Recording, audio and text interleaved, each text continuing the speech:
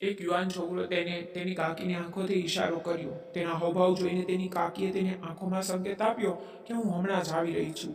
ઘરમાં લગ્નનું વાતાવરણ હતું અને ત્યાં ઘણી ભીડ હતી, પરંતુ ઘરમાં એક ઓરડો હતો જેમાં ઘઉંની થેલીઓ રાખી હતી અને તે રૂમમાં અંધકાર હતો. આ રૂમમાં તેને તેની કાકીને બોલાવવાનું શરૂ કર્યું. થોડા સમય પછી કાકી ઓરડામાં પહોંચી અને પછી છોકરાએ ઊનની ઘઉંની બોરી વચ્ચે તેની કાકી સાથે આ કામ કરવાનું શરૂ કર્યું.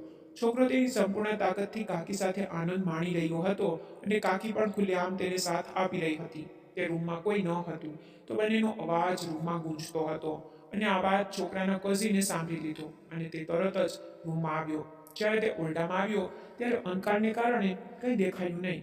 પછી જ્યારે તેણે ઘઉંની કોથળીની પાછળ જોયું તો છોકરો અને તેની કાકી કપડાં વિના ધમાધમ કરી રહ્યા હતા. તે બંનેને આવી સ્થિતિમાં જોઈને તેના ભાઈનું સંતુલન પણ બગડવાનું શરૂ થયું, પરંતુ તે કંઈ બોલી શકે ત્યાં સુધીમાં તે બંને લોકો તેનું કામ કરી અને બહાર આવવાની તૈયારી કરી રહ્યા હતા. જ્યારે છોકરાએ બહાર નીકળવાનો પ્રયાસ કર્યો તો તેનો કઝિન સામે હતો. આ જોઈને તેનો રંગ ઉડી ગયો અને હવે તેણે વિચારવાનું શરૂ કર્યું કે તે તો આ બધું જોયું છે અને તે બધા લોકોને કહેશે. પછી તેણે તેના કઝિન સાથે કોઈને કંઈ ન કહેવાની વિનંતી કરવાનું શરૂ કર્યું.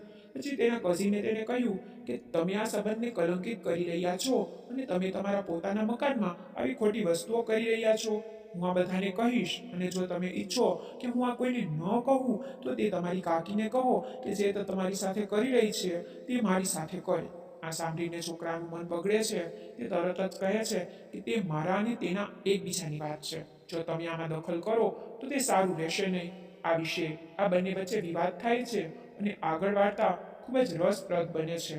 તમને આખી વાત હું હમણાં જ કહીશ, પણ મિત્રો એ પહેલાં મારી એ જ જૂની વિનંતી, જો તમે મારી ચેનલ સબસ્ક્રાઇબ ન કરી હોય તો પહેલાં સબસ્ક્રાઇબ કરી લેજો. તો ચાલો શરૂ કરીએ. તો પછી આ બંનેના વિવાદ વચ્ચે બહારથી દરવાજો પીટવાનો અવાજ આવ્યો. કોણ છે? દરવાજો ખોલો. પછી રમેશ અને કાકીના હોશ ઉડી ગયા અને તેનો કઝિન સંજુ પણ ચોંકી ગયો અને વિચાર્યું કે જો કોઈને ખબર પડી તો આખા ઘરમાં હંગામો થશે.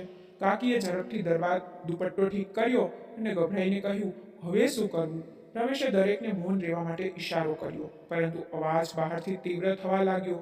કોઈએ બહારથી કહ્યું, અમે ખોરાક લેવા આવ્યા છીએ, દરવાજો ખોલો. આ અવાજ રમેશના નાના કઝિન ભાઈઓનો હતો.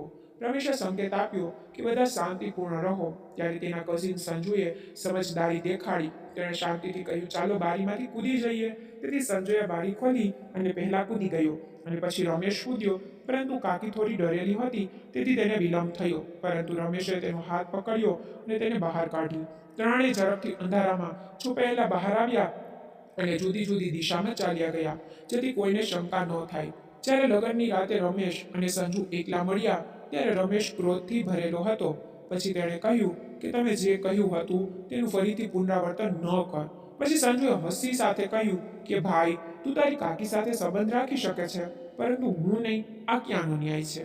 પછી રમેશે ગુસ્સે થઈ ગયો, પરંતુ તે પછી સંજુએ નરમાશથી કહ્યું કે જો તમે ઈચ્છો છો કે હું કોઈને કંઈ પણ ન કહું તો પછી તમે કાકીને કહો કે તે તારી સાથે જે કર્યું તે મારી સાથે પણ કરે. નહીંતર સવાર સુધીમાં આખું કુટુંબ જાણી જશે કે તમે શું ભૂલ ખીલાવ્યા છે. મેં તેને વિચારવાનું શરૂ કર્યું કે જો મામલો બહાર આવે તો ઇજ્જત જમીનમાં મળી જશે. હવે તેની પાસે બે જ રસ્તા હતા કે તે સંજુને કોઈક રીતે મનાવી લે અથવા કાકીને તેની પાસે ચાલી જાય. પણ રમેશના મનમાં એક ખતરનાક યોજના આવી. તે સંજુને મૌન કરવા માટે કંઈ પણ કરવા તૈયાર હતો. અને જો તમે હજી પણ વાર્તામાં જોડાયેલા છો તો કૃપા કરીને વિડીયોને લાઈક કરો. તો હવે તેની પાસે બીજી કોઈ રીત ન હતી, તેથી તેણે તેની કાકીને બધું કહ્યું. અને જ્યારે કાકી આ બધું સાંભળ્યું ત્યારે તે સતબત થઈ ગઈ અને પછી તેને કહેવાનું શરૂ કર્યું કે જો તમારા ભાઈએ બધાને અમારા વિશે કહ્યું તો શું થશે? તો પછી રમેશે કહેવાનું શરૂ કર્યું કે તો શું, તમે સંજુ સાથે કંઈક કરવા માંગો છો? સાંભળીને તેની કાકી ગુસ્સે થઈ અને કહેવાનું શરૂ કર્યું કે પરિસ્થિતિને જોતા હું તને આ કહું છું, ના કે બીજું કાંઈ. જો તે બીજા કોઈને આ કહેશે તો અમારું શું થશે?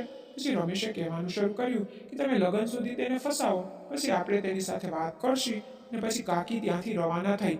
થોડા સમય પછી રમેશની કાકી સંજુ પાસે આવી અને તેની સાથે વાત કરવાનું શરૂ કર્યું. પરંતુ સંજુ પહેલેથી જ ઉત્તેજિત છોકરો હતો અને તે કાકીને અહીં તહીં સ્પર્શ કરી રહ્યો હતો, પરંતુ કાકીની મજબૂરી હતી તો તે કંઈ કહેતી ન હતી. અને સંજુ વારંવાર તેને એકલા મળવાનું કહેતો હતો કે કાકી સતત ઇનકાર કરી રહી હતી. અને તે કહેતી હતી કે અત્યારે લગ્ન છે, ઘણા લોકો છે, તેથી 2-3 દિવસ રોકા, તે પછી તું જાતે જ તારા મનની ઈચ્છા પૂરી કરી લેજે. પરંતુ સંજુ પણ એક પાકો ખેલાડી હતો, તેથી તે કાકીની વાત પર વિશ્વાસ કરી શક્યો નહીં. તે વિચારી રહ્યો હતો કે જો કાકી હાથમાંથી એકવાર નીકળી ગઈ તો આ પછી તેની સાથે કશું કરવાનું ક્યારેય નહીં મળે. તેથી જ તે કાકીની વાત માનતો ન હતો. પરંતુ કાકી થોડું બહાનું કરી તેને બહેલાવી રહી હતી, અને આમ પણ કાકી જોવામાં આકર્ષક હતી. તે જોવામાં કોઈ કરતાં ઓછી ન હતી, તેથી સંજુનું મગજ તેના પરથી હટતું ન હતું, અને તેણે તે બંનેને આ સ્થિતિમાં જોઈ લીધા હતા. ત્યારથી તે દ્રશ્ય તેના મગજમાં આગળ વધી રહ્યું હતું. ધીરે ધીરે કાકીએ તેને 3-4 દિવસ સુધી ટાળી દીધો, અને ત્યાં સુધીમાં લગ્ન પૂરા થયા અને ઘરના બધા મહેમાનો ચાલ્યા ગયા હતા. જ્યારે કાકી પણ તેના ઘરે જવાની તૈયારી કરી રહી હતી, પછી રમેશનો કઝિન ભાઈ તેની પાસે આવ્યો અને કહેવા લાગ્યો, જો મારું કામ ન થયું તો સમજ કે તમે બંને બધાની સામે ખુલ્લા કરીશ. હવે આ સાંભળ્યા પછી કાકીને ડર લાગવાનું શરૂ થયું, ને તે તરત જ રમેશ પાસે પહોંચી અને તેને કહેવાનું શરૂ કર્યું કે આ છોકરો તેની જીદ પર બેઠો છે અને સંમત નથી. પછી રમેશે કહેવાનું શરૂ કર્યું કે ચિંતા કરશો નહીં, હું હવે આ બાબતને મારી રીતે સંભાળીશ. પછી રમેશ તેના કઝિન ભાઈ પાસે પહોંચ્યો અને તેને કહેવાનું શરૂ કર્યું કે ભાઈ, તમે કેમ માનતા નથી? કાકી નહીં માને તો સંજુ કહેવા લાગ્યો કે હું બધાને આ તમારી ગપાગપ વિશે કહીશ. આ સાંભળીને રમેશને તેની સામે ઝૂકવું પડ્યું, અને તે કહેવા લાગ્યો કે હું કાકી સાથે વાત કરીશ. પછી રમેશ કાકી પાસે ગયો અને તેને બધી વાત કરી. પહેલા તો કાકી ન માની, પણ પછી તે પણ ઉત્તેજિત હતી સંજુ સાથે રાત વિતાવા, તો તે માની ગઈ, અને અંતે કાકી અને સંજુનું રાત વિતાવાનું નક્કી થયું. પછી તે રાતે સંજુ કાકીને હોટેલ લઈ ગયો. હોટેલ બહુ આલિશાન હતી, કાકી પણ મસ્ત મસ્ત હતી. સંજુ પૂરી તૈયારીમાં હતો. કાકીએ મસ્ત સ્કર્ટ અને ટોપ પહેર્યું હતું. આજે તો કાકી કયામત લાગી રહી હતી. સંજુ પણ તેના પર નિયંત્રણ રાખી શકતો ન હતો. તેનો ઊભો થઈ ગયો હતો. કાકી આગળ આવી અને સંજુને કહ્યું, હું 5 મિનિટમાં આવું છું. પછી સંજુ બહાર તેની રાહ જોતો હતો, પણ જ્યારે કાકી આવી તો સંજુના હોશ ઉડી ગયા. તેને ઉપરના કપડાં કાઢી નાખ્યા હતા. તે ફક્ત લાલ ચટાકેદાર નાઇટીમાં હતી. સંજુ રહી ન શક્યો અને તેને ગળે લગાડી દીધી. કાકી પણ મદહોશ હતી. સંજુએ કાકીને દિવાલ સાથે લગાવી દીધી અને તેનો એક પગ ઉઠાવી તેના ખભા પર મૂક્યો અને તેના પગ પર હાથ ફેરવવા લાગ્યો. પછી ધીમે ધીમે તેને બેડ પર લઈ ગયો અને તેની નાઇટીની દોરી ખોલી. કાકી પણ મીઠી ચીસો પાડતી હતી. હવે સંજુએ તેનો પણ શર્ટ કાઢ્યો અને ફક્ત ચડ્ડીમાં હતો. કાકી તેની ચડ્ડી પર હાથ ફેરવી રહી હતી. પછી સંજુએ કાકીના બધા કપડાં કાઢી નાખ્યા. હવે બંને સાવ એક થવા તૈયાર હતા. પછી સંજુએ નીચે જઈ કાકીની ગુફામાં હાથ ફેરવ્યો. કાકી તો ઉછળી પડી અને કહેવા લાગી, મને તું પણ બહુ સારો લાગ્યો હતો, પણ રમેશના કારણે કહી શકી નહીં. તો સંજુએ કહ્યું, આજે હું તમને રમેશથી પણ વધારે પ્રેમ કરીશ. પછી સંજુ વધ્યો અને તેનું ગાજર કાઢી કાકીની ગુફામાં અંદર બહાર કરવા લાગ્યો, અને કાકીની ગુફા થોડી જ વારમાં ભીની થઈ ગઈ. હવે સંજુ હોશમાં ન હતો અને કાકીને જોરશોરથી પ્રેમ દેખાડી રહ્યો હતો. કાકી પણ જોરથી તેના લાડવા મસલતી અને સંજુને માથે હાથ ફેરવતી. પણ અચાનક હોટલનો દરવાજો વાગ્યો અને સંજુ હોશમાં આવ્યો. તે વિચારવા લાગ્યો જાણે કોણ હશે, પણ બહાર રમેશ હતો. તે કહેવા લાગ્યો, યાર, કાકી કાલે ચાલી જશે, મને પણ આજે કરી લેવા દે.